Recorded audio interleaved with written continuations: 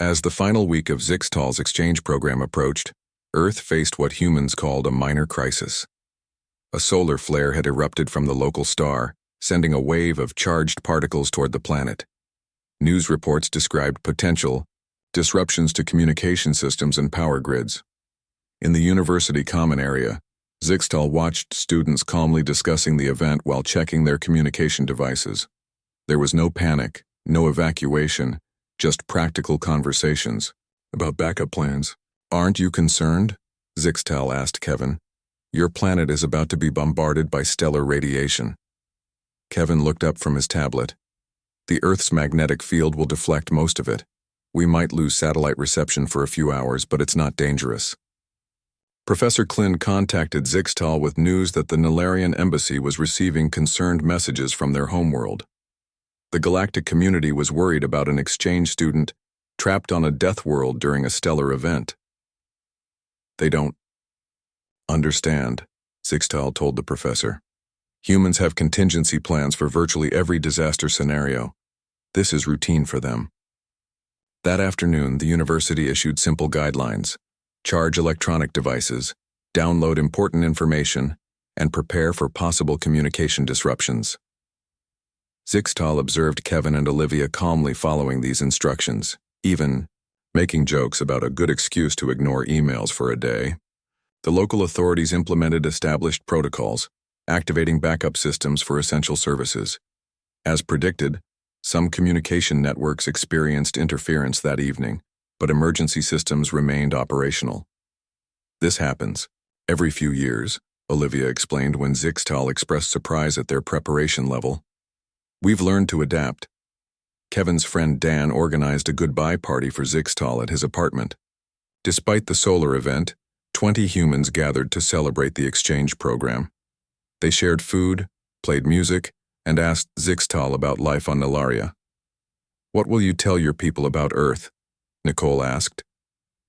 Zixtal considered the question carefully. "I came here expecting to find humans constantly fighting to survive on a hostile world. Instead, I found a species so well adapted to danger that they barely notice it." "We notice," Kevin said thoughtfully. "We just don't let it stop us from living." As the evening continued, Zixtal realized something important. The true strength of humans wasn't just their physical adaptations or their technology, but their psychological resilience. They faced constant potential disaster with optimism and community support. The next morning, the solar event passed with minimal impact. University systems were back online, and daily activities resumed normally. Zixtal met with Professor Klin to discuss their final report to the Galactic Exchange Committee. "I believe we've misunderstood humans," Zixtal said. "Classifying Earth as merely a death world misses the crucial point. This planet isn't just dangerous, it's a crucible that forged one of the most resilient species in known space." The professor nodded. "Your observations will be valuable. The galactic community has always viewed humans with caution due to their Deathworld origins. Perhaps we should instead view them as potential teachers." On the final day, Kevin and his friends accompanied Zixtal to the spaceport. The Nilarian's body had actually grown stronger during the stay on Earth, adapting to the higher gravity and more demanding environment. The breathing apparatus that had once been essential was now used only during physical exertion. "Will you come back to Earth someday?" Olivia asked as they said goodbye. "Definitely," Zixtal replied. "I want to see more of your world now that I understand it better." Kevin handed Zixtal a small package, "Some Earth foods that are safe for your biology, so you don't forget us." As the shuttle prepared for departure, Zixtal looked through the viewport at the blue-green planet that had seemed so terrifying 6 months earlier. It was still objectively dangerous. The storms, the gravity, the microbes hadn't changed. But Zixtal's perception had transformed completely. The Nilarian now understood that Earth's greatest contribution to the galaxy wasn't its resources or location, but the remarkable species it had produced. Humans had not just survived their challenging world. They had embraced it, learned from it, and developed an extraordinary capacity for overcoming obstacles that other species might consider impossible. In its final report, Zixtal recommended expanded exchange programs with Earth. The galaxy had much to learn from these Deathworlders who had turned survival into an art form, finding joy and progress despite conditions that would defeat most other civilizations. 1 month into Zixtal's stay on Earth, Kevin mentioned he needed to visit the campus medical center for something called a routine vaccination. The Narration was curious about human medical practices and asked to accompany him. The medical facility was clean and orderly, but nothing like the sterile automated medical chambers on Nalaria. Here, human medical professionals physically touched patients, examined them with simple tools, and handled biological samples without extensive containment protocols. While they waited, Kevin explained the concept of vaccines. We inject small amounts of weakened pathogens to train our immune systems to fight the real thing. You deliberately expose yourselves to disease agents? Zixtal asked, 4 eyes blinking in sequence. In controlled amounts, yes, Kevin said. Earth has millions of microorganisms that can make us sick. Our bodies need to learn how to fight them. A medical professional called Dr. Alan Winters invited them into an examination room. He seemed interested in meeting Zixtal and was willing to explain human medical science. Humans live in constant symbiosis with trillions of microbes, Dr. Winters said while preparing Kevin's injection. Some help us digest food or produce vitamins. Others try to invade our tissues and must be fought off. This invisible battle happens continuously? Zixtal asked. Every moment of every day, the doctor confirmed. The human immune system is always active, identifying threats and neutralizing them before they cause harm. Without it, we couldn't survive a single day on Earth. Kevin barely reacted as Dr. Winters inserted a needle into his arm, delivering the vaccine. Zixtal was amazed at how casually humans accepted being pierced with metal for medical purposes. On their way back to the apartment, they met Nicole, who was sniffling and carrying a tissue. Her eyes were slightly red and her voice sounded different. I caught a cold, she explained when Kevin asked if she was okay. Nothing serious, just annoying. You have an active infection and you're walking around normally? Zixtal was stunned. On Nalaria, any infection required immediate medical isolation. It's just a common cold virus, Nicole said. It'll run its course in a few days. My immune system knows what to do. Back at the apartment, Kevin explained that humans constantly fought off minor infections without medical intervention. Their bodies were engaged in a perpetual war against invasive organisms, so effective that most humans remained unaware of the battles happening within their own tissues. That evening, Zixtal received a call from Professor Klin, who had remained on Earth as the exchange program supervisor. How is your research progressing? The professor asked. I've made fascinating discoveries about human biology, Zixtal replied. They've evolved extraordinary defensive systems that operate automatically.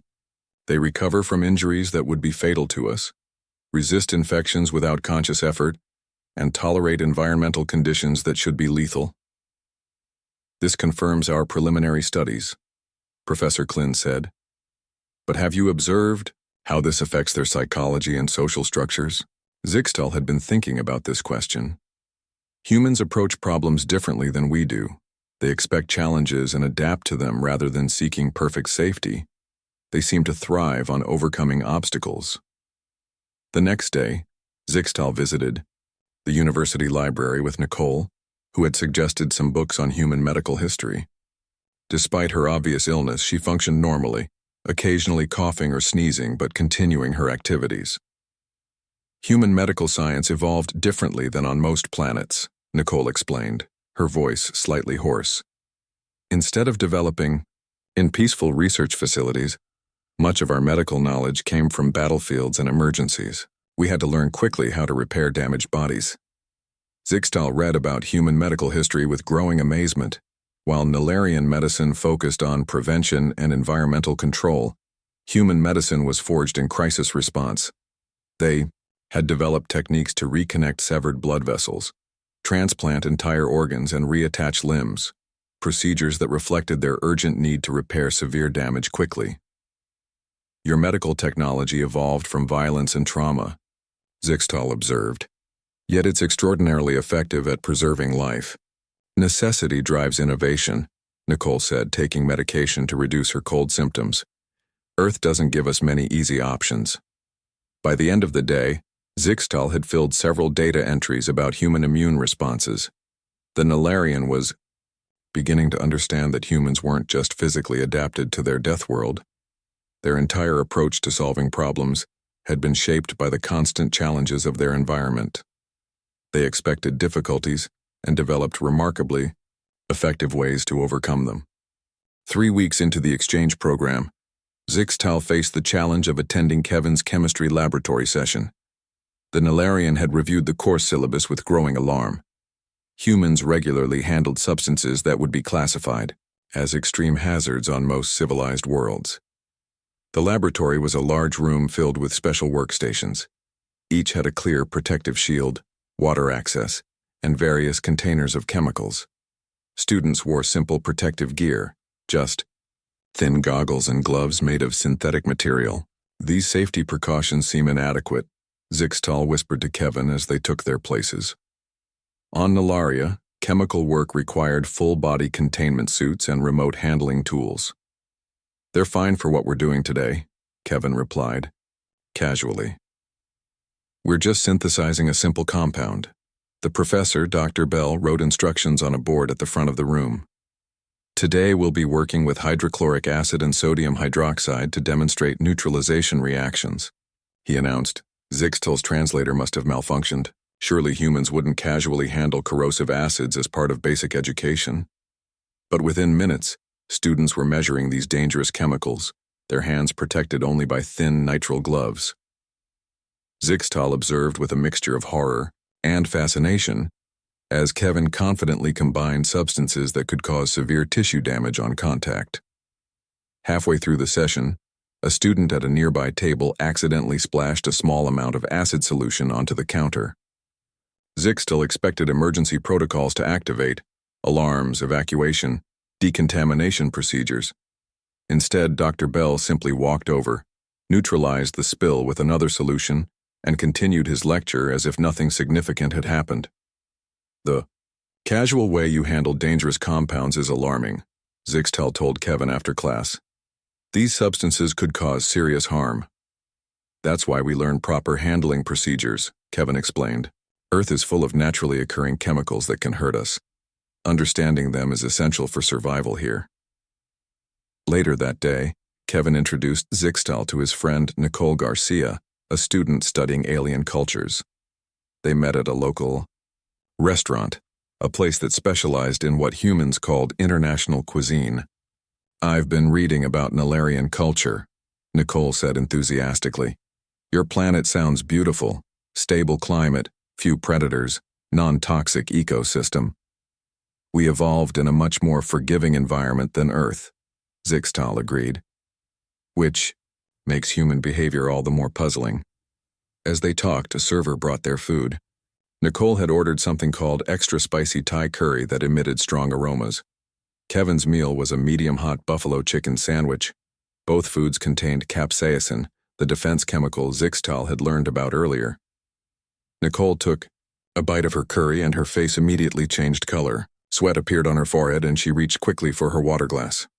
Are you in distress? Zixtal asked with concern. Nicole laughed, still fanning her mouth. No, it's just really spicy. Exactly how I like it. You deliberately ordered food that causes pain? Zixtal was bewildered. The burn is part of the experience, Kevin explained, taking a bite of his own spicy food. Many human cultures have contests to see who can eat the spiciest foods. A nearby table had a group of humans engaged in exactly such a competition. They were consuming bright red wings coated in a sauce that made their faces turn red and tears stream from their eyes. Yet they were laughing and encouraging each other. This makes no biological sense, Zixtal said. Why would you evolve to enjoy pain signals? We didn't evolve to enjoy it exactly, Nicole explained, taking another bite despite her physical reaction. But we did evolve to overcome challenges. Pushing our limits is deeply satisfying to humans, even with something as simple as food. After the meal, Nicole explained more about human food preservation techniques. Earth is teeming with microorganisms that would quickly spoil our food. We've developed thousands of methods to prevent this. Salting, smoking, pickling, fermenting. So, even your food preparation is a constant battle against your planet trying to poison you, Zixtel observed. I never thought about it that way, Kevin said. But yes, I guess even our cuisines evolved from survival strategies. As they walked back to the apartment, Zixtel considered how deeply humans had adapted to their deadly world. Even their recreational activities and food preferences showed signs of their evolutionary history as Deathworld survivors. The most remarkable thing was that they seemed entirely unaware of how extraordinary this made them in the galactic community. After 2 weeks on Earth, Zixtel began documenting human biological abilities in a special research journal. The Narration was particularly fascinated by the remarkable healing and endurance capabilities humans displayed as part of their everyday lives. On a sunny afternoon, Zixtel accompanied Kevin and his friends to an open grassy area on campus where many students gathered between classes. Some were throwing discs through the air, others were balancing on thin straps stretched between trees, and some were simply lying on the ground absorbing solar radiation. I thought we could join the pickup basketball game, Kevin suggested, pointing to a paved area where humans were running back and forth, throwing a round object toward elevated hoops. Zixtel observed from a safe distance as Kevin joined the game. The activity involved constant movement, physical contact, and jumping, all high-energy actions that would exhaust a Narration within minutes. After almost an hour of this vigorous exercise, Kevin was still playing, his body covered in sweat, but showing no signs of critical fatigue. During a particularly intense moment, Kevin jumped high to catch the ball but landed awkwardly. He fell hard onto the paved surface, scraping his knee badly. Zixtel rushed forward, medical emergency protocols activating in their mind. Kevin simply looked at the injury, where red blood was flowing from torn skin. Ouch, that's a good one, he said with a small laugh. He limped to his bag, pulled out a small container of water and rinsed the wound. Then he applied an antiseptic wipe and covered it with an adhesive bandage. Should we transport you to a medical facility? Zixtel asked, genuinely concerned.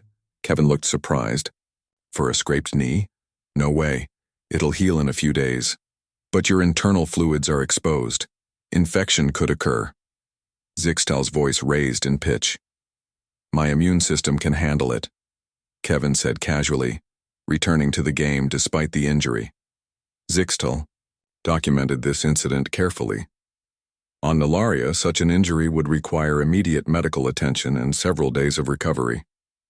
Humans simply cleaned the wound and continued their activities as if nothing significant had happened. The next day in xenobiology class, Professor Garner discussed cellular regeneration across different species. She displayed images of wound healing processes, showing how human skin cells rapidly multiplied to repair damage. Humans have evolved remarkable healing abilities, she explained. Our bodies constantly fight against microbes, repair damage, and adapt to new threats. This is typical of species that evolved on high-challenge planets. After class, Zixtel and Kevin walked across campus to meet Olivia for lunch. On the way, they encountered another student on crutches, wooden supports that allowed walking, with an injured leg. Hey Sam, what happened? Kevin asked the student. Sprained my ankle during soccer practice, Sam replied cheerfully. Should be back to normal in about 2 weeks. You injured your primary mobility joint and you expect full recovery in only 2 weeks? Zixtel asked, amazed. Sam nodded. Yeah, it's just a minor sprain. The doctor said to keep weight off it for a week, then gradually return to normal activity. As they continued walking, Zixtel noted how the campus was full of students with various minor injuries. Bandaged fingers, bruised limbs, healing cuts, all going about their daily routines without apparent concern. At lunch, Olivia was reviewing notes for a biology exam. I'm studying the immune response chapter, she told them. It's fascinating how our bodies identify and fight thousands of different pathogens. Your species' biological resilience is remarkable, Zixtel commented. A cut that would hospitalize a Narration for a week is considered a minor inconvenience for humans. Kevin nodded. We evolved that way out of necessity. Earth throws a lot at us. Bacteria, viruses, physical hazards. Those who couldn't heal quickly or fight off infections didn't survive to pass on their genes. That evening, Zixtal reviewed their research notes. The data was clear. Humans didn't just survive on a death world through technology or shelter. Their bodies were specifically adapted to thrive in constantly changing, often hostile conditions. They healed rapidly, fought off infections automatically, endured physical stress, and recovered from injuries that would be life-threatening to most galactic species. Most surprising to Zixtal was that humans seemed entirely unaware of how extraordinary these abilities were. To them, rapid healing and disease resistance were simply normal parts of existence, not the evolutionary marvels that the Narration now recognized them to be. 1 week after arriving on Earth, Zixtal heard Kevin and Olivia discussing something called a camping trip. The Narration didn't understand what this meant until Kevin explained that humans occasionally left their protective shelters to sleep, outdoors in thin fabric structures. You voluntarily expose yourselves to the elements? Zixtal asked, all four eyes widening. Without protective barriers? That's the whole point, Olivia said, packing items into a large bag. It's fun to connect with nature. Nature on this planet actively tries to kill you, Zixtal pointed out. Kevin laughed. That's what makes it exciting. We're going with some friends to the mountains this weekend. You should come. It would be great for your research. Zixtal reluctantly agreed but spent the evening researching Earth's wilderness. The information was terrifying. Temperature fluctuations, dangerous wildlife, toxic plants, and something particularly alarming called lightning, massive electrical discharges from the atmosphere capable of instantly killing most life forms. The next morning, Kevin's friend Dan arrived with a large vehicle. 4 humans and 1 very nervous Narration loaded bags into the back and began the journey to the mountains. As they drove higher into the elevated terrain, Zixtal noticed dark clouds gathering in the distance. Those clouds appear threatening, Zixtal said, pointing with a trembling limb. Dan glanced up briefly. Yeah, looks like we might get a bit of a storm later. Should make for a fun evening. Fun? Those are electrical storm clouds, Zixtal said, unable to keep the fear from their voice. Don't worry, said Michelle, Dan's partner. We've got waterproof tents and a lightning rod we can set up. It's all part of the camping experience. The humans spoke of potential weather danger, as if discussing a mild inconvenience. When they reached the campsite, a beautiful clearing surrounded by tall trees, Zixtal watched in amazement as the humans efficiently set up shelters, constructed a controlled fire, and prepared food, all while joking and enjoying themselves. As the evening approached, the storm clouds moved closer. The wind picked up, bending the trees and sending leaves swirling through the air. Zixtal's anxiety monitoring system was registering dangerous levels, but the humans merely secured loose items and continued their activities. Perhaps we should return to your dwelling, Zixtal suggested hopefully. The atmospheric disturbance appears severe. This is just a light thunderstorm, Kevin said reassuringly. We're perfectly safe. The first lightning strike illuminated the sky with brilliant white light, followed by a deafening crack that vibrated through Zixtal's exoskeleton. The Narration froze in terror, certain death was imminent, but instead of panicking, the humans gathered under a protective covering, sipping hot beverages and watching the lightning display with appreciative comments. Look at that one. Michelle pointed as another bolt connected with a distant mountain peak. Beautiful. You find deadly electrical discharges beautiful? Zixtal whispered. Absolutely, Kevin said. There's something primal about watching the raw power of nature. We know it's dangerous, but we've learned to manage the risks. Rain began to fall heavily, drumming on the shelters in a rhythmic pattern. The humans actually seemed to relax with the sound, some even closing their eyes to listen better. As the storm continued, something small moved at the edge of their camp. A furry creature with a black mask-like pattern around its eyes approached curiously. A raccoon, Dan whispered, pointing. They're pretty common in these woods. Zixtal observed how the humans reacted to the wildlife. with respect and curiosity, maintaining distance but showing no fear. The raccoon investigated their food storage container, which had been secured in a special way to prevent access. "We don't want to feed wild animals," Kevin explained quietly. "It's bad for them and can create dangerous situations." Zixtal was struck by the strange duality of humans. They had the clear capability to defend themselves against any threat this planet offered. Yet they chose to coexist with other species whenever possible. Their campsite included various precautions against wildlife encounters, weather events, and terrain hazards, all designed to minimize impact on the environment while keeping humans safe. As night fell and the storm gradually moved away, the humans told stories around their controlled fire, seemingly unconcerned that they were sitting on a planet that could kill them in countless ways. Zixtal realized they weren't simply surviving. They were finding joy in their relationship with their deadly homeworld. Zixtal sat nervously in the xenobiology classroom. The room smelled of strange chemicals and biological samples. Kevin sat beside them, pulling out a digital tablet and several writing tools. "Today we're doing comparative anatomy," Kevin whispered, as the professor entered the room carrying a large container. Professor Garner was a tall human with gray hair and a friendly smile. She placed the container on the front desk and addressed the class. "Today we'll be examining biological specimens to better understand evolutionary adaptations across different environments," she announced. "Please come get your specimen when I call your group." Zixtal leaned toward Kevin. "What does she mean by specimens?" The answer came when Professor Garner opened the container and began distributing sealed packages to each group. Inside each package was a preserved organism. From Earth, something called a frog. "We're going to dissect these to study their internal systems," Kevin explained, unfolding a set of small metal tools.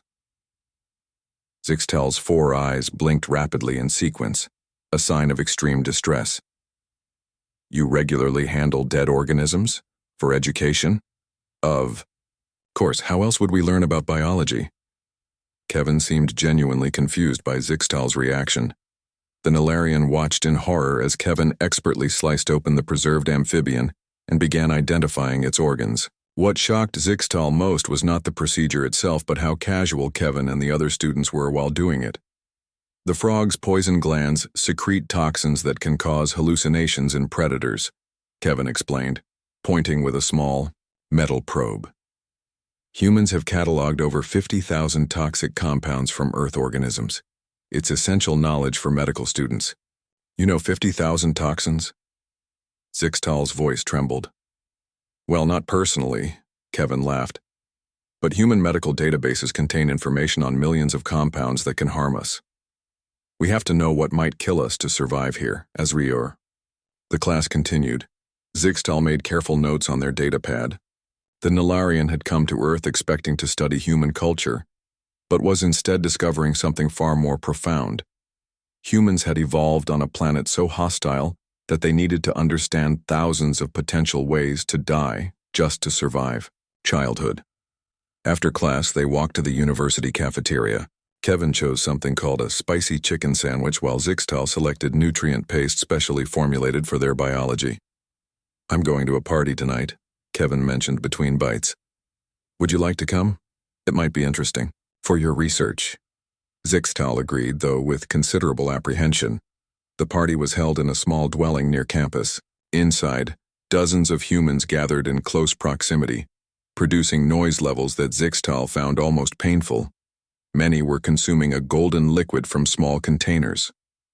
"What are they drinking?" Zixtal asked. "Beer. It's an alcoholic beverage," Kevin explained. "It contains ethanol, a toxic compound that temporarily alters brain chemistry." Zixtal's translator must have malfunctioned. "Toxic? You consume toxins for entertainment?" "In small amounts, yes, it makes humans more relaxed and social." A human female approached them smiling widely. "Hey, Kevin, is this your exchange student?" "Yes, this is Zixtal from Nalaria." "Zixtal, this is my friend Amber." Amber extended her hand in greeting. "Nice to meet you. What do you think of Earth so far?" Zixtal carefully touched her hand. Your planet is intense. Everything seems designed to cause harm, yet humans appear unconcerned. Amber laughed. I guess we're just used to it. Hey, have you tried any human food yet? Before Zixtal could answer, a loud crash came from across the room. Someone had dropped a glass container, shattering it on the floor. Zixtal instinctively backed away, expecting emergency protocols to activate. Instead, one human simply got a cleaning device while the others continued socializing. Sharp glass fragments everywhere and no one is concerned, Zixtal observed quietly. Kevin smiled. We just clean it up and move on. Earth throws worse at us every day. As the evening continued, Zixtal watched humans deliberately consuming foods containing capsaicin, a defense chemical produced by plants specifically to prevent consumption, and competing to endure the most pain. Why do humans eat things that cause pain? Zixtal asked in bewilderment. We call it spicy food. The burn is exciting, Kevin explained, munching on something called a jalapeno popper. Different cultures have thousands of ways to prepare foods that would be considered dangerous or inedible on most planets. Zixtal made more notes. The Narration was beginning to understand that humans didn't just survive on a death world. They had embraced its dangers as challenges to overcome, even finding enjoyment in them. Zixtal stared through the viewport as the shuttle approached the blue-green planet. The Narration's 4 eyes blinked nervously in sequence, a sign of extreme anxiety among their species. Earth, classified as a level 13 death world, looked beautiful from space, but Zixtal knew better. The swirling white clouds were violent storm systems. The blue areas contained dihydrogen monoxide in quantities that could drown a being in seconds. The green patches signified aggressive plant life competing for resources. Final approach to Denver International Spaceport, announced the pilot. Please secure your breathing apparatus and gravity compensators. Zixtal checked the small device, attached to their chest for the 12th time. Without it, Earth's crushing gravity would collapse their exoskeleton within minutes. The thin membranes that formed their breathing surfaces would rupture in the dense atmosphere. Even with these precautions, this was still incredibly dangerous. Are you excited? Asked Professor Klin, the only other Narration brave enough to make this journey. You'll be the first exchange student from our world to study on Earth. Excited is not the word I would choose, Zixtal replied, their voice vibrating with tension. I understand the academic importance, but these humans live on a planet that should have killed them millennia ago. The shuttle landed with a gentle bump that still made Zixtal's limbs tremble. The professor led the way to the airlock, pausing before the final door. Remember your training. Earth's environment is hostile but manageable with your equipment. Your host has been thoroughly vetted by the Galactic Exchange Committee. The airlock hissed open. Zixtal stepped onto Earth for the first time. The first sensation was weight, crushing, constant weight pulling down on every part of their body. Even with the compensator working at full capacity, moving required conscious effort. The second sensation was noise, countless sounds hitting their sensitive audio receptors from every direction. The third was smell. Thousands of unfamiliar, chemical compounds filtered through their protective mask. There they are, called a voice. Zixtal focused their eyes on a human standing by the terminal entrance. This was Kevin Miller, their host for the 6-month exchange program. He appeared exactly as in his profile, 2 eyes, 2 arms, 2 legs, and a covering of fabric over most of his body. Beside him stood another human with longer head fur, presumably his roommate Olivia Patel. Welcome to Earth. Kevin smiled, showing his bone-white teeth. Zixtal tried not to flinch, remembering that humans considered this expression friendly rather than threatening. How was your trip? Long but uneventful, Professor Klin answered. Zixtal is ready to begin the exchange program. Kevin reached out a 5-fingered hand.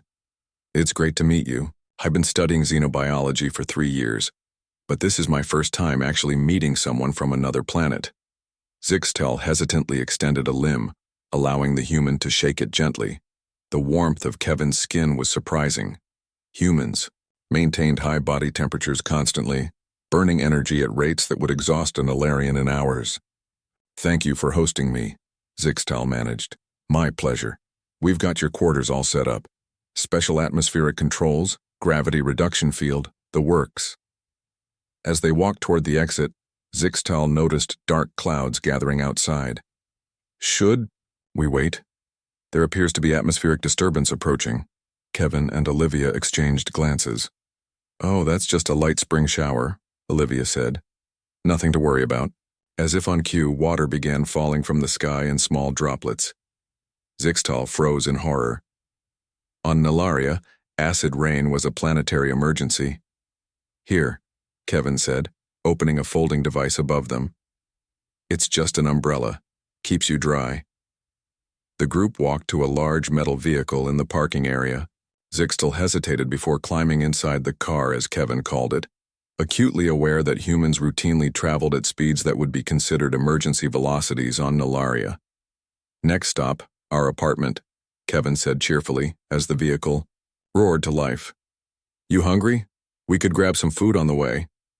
Zixtal clutched the safety harness as Kevin merged into traffic flowing at over 60 miles per hour. This was just the first hour on Earth, and already the Nalarian was wondering how humans casually survived each day on this terrifying planet. I believe I require time to adjust before consuming nutrients, Zixtal replied diplomatically, trying not to show fear as lightning flashed in the distance. For humans, this was just a normal day.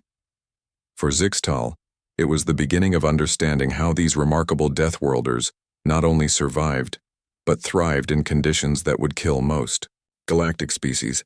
Zixtal stared through the viewport as the shuttle approached the blue-green planet. The Nalarians' four eyes blinked nervously in sequence, a sign of extreme anxiety among their species. Earth, classified as a level 13 Deathworld, looked beautiful from space, but Zixtal knew better. The swirling white clouds were violent storm systems. The blue areas contained dihydrogen monoxide in quantities that could drown a being in seconds. The green patches signified aggressive plant life competing for resources. Final approach to Denver International Spaceport, announced the pilot. Please secure your breathing apparatus and gravity compensators.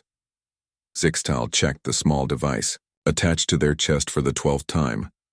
Without it, Earth's crushing gravity would collapse their exoskeleton within minutes. The thin membranes that formed their breathing surfaces would rupture in the dense atmosphere. Even with these precautions, this was still incredibly dangerous. Are you excited? Asked Professor Klin, the only other Nalarian brave enough to make this journey. You'll be the first exchange student from our world to study on Earth. Excited is not the word I would choose, Zixtal replied, their voice vibrating with tension. I understand the academic importance, but these humans live on a planet that should have killed them millennia ago. The shuttle landed with a gentle bump that still made Zixtal's limbs tremble. The professor led the way to the airlock, pausing before the final door. Remember your training. Earth's environment is hostile but manageable with your equipment. Your host has been thoroughly vetted by the Galactic Exchange Committee. The airlock hissed open. Zixtal stepped onto Earth for the first time. The first sensation was weight, crushing, constant weight pulling down on every part of their body. Even with the compensator working at full capacity, moving required conscious effort. The second sensation was noise, countless sounds hitting their sensitive audio receptors from every direction. The third was smell, thousands of unfamiliar chemical compounds filtered through their protective mask. There they are, called a voice. Zixtal focused their eyes on a human standing by the terminal entrance. This was Kevin Miller, their host for the 6-month exchange program. He appeared exactly as in his profile, 2 eyes, 2 arms, 2 legs, and a covering of fabric over most of his body. Beside him stood another human with longer head fur, presumably his roommate Olivia Patel. Welcome to Earth. Kevin smiled, showing his bone-white teeth. Zixtal tried not to flinch, remembering that humans considered this expression friendly rather than threatening. How was your trip? Long but uneventful, Professor Klin answered. Zixtal is ready to begin the exchange program. Kevin reached out a 5-fingered hand. It's great to meet you. I've been studying xenobiology for 3 years, but this is my first time actually meeting someone from another planet. Zixtal hesitantly extended a limb, allowing the human to shake it gently. The warmth of Kevin's skin was surprising. Humans maintained high body temperatures constantly, burning energy at rates that would exhaust an Nalarian in hours. "Thank you for hosting me," Zixtal managed. "My pleasure. We've got your quarters all set up. Special atmospheric controls, gravity reduction field, the works." As they walked toward the exit, Zixtal noticed dark clouds gathering outside. "Should we wait? There appears to be atmospheric disturbance approaching." Kevin and Olivia exchanged glances. "Oh, that's just a light spring shower," Olivia said. "Nothing to worry about." As if on cue, water began falling from the sky in small droplets. Zixtal froze in horror. On Nalaria, acid rain was a planetary emergency. "Here," Kevin said, opening a folding device above them. "It's just an umbrella. Keeps you dry." The group walked to a large metal vehicle in the parking area. Zixtal hesitated before climbing inside the car, as Kevin called it, acutely aware that humans routinely traveled at speeds that would be considered emergency velocities on Nalaria. "Next stop, our apartment," Kevin said cheerfully as the vehicle roared to life. "You hungry? We could grab some food on the way." Zixtal clutched the safety harness as Kevin merged into traffic flowing at over 60 miles per hour. This was just the first hour on Earth, and already the Nalarian was wondering how humans casually survived each day on this terrifying planet. "I believe I require time to adjust before consuming nutrients," Zixtal replied diplomatically, trying not to show fear as lightning flashed in the distance. For humans, this was just a normal day. For Zixtal, it was the beginning of understanding how these remarkable Deathworlders not only survived, but thrived in conditions that would kill most galactic species.